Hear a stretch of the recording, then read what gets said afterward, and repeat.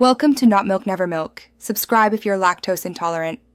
You start by preparing access so everyone can join quickly.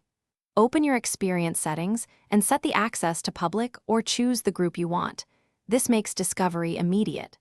Once done, check place permissions and confirm the universe contains the correct place.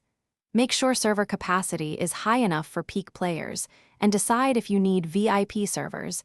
Enabling them gives optional private rooms. Also verify that the joinable checkbox is enabled so users aren't blocked by a visibility toggle.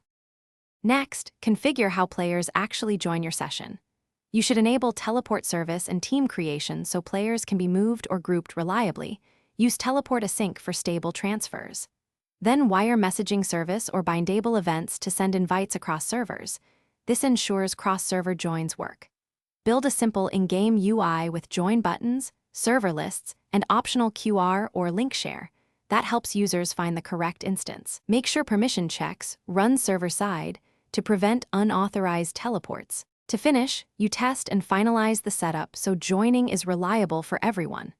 Run sessions with several accounts on PC, mobile, and console to catch platform differences. Use debug outputs to confirm teleport and messaging events fire. Monitor server logs and errors for join async failures and permission rejections. Once identified, fix API usage or adjust access. If users still can't join, provide a manual server code or prompt a relaunch. That quick fallback often resolves session routing issues. Thanks for watching. If this was helpful, leave a like and consider subscribing. See you next time.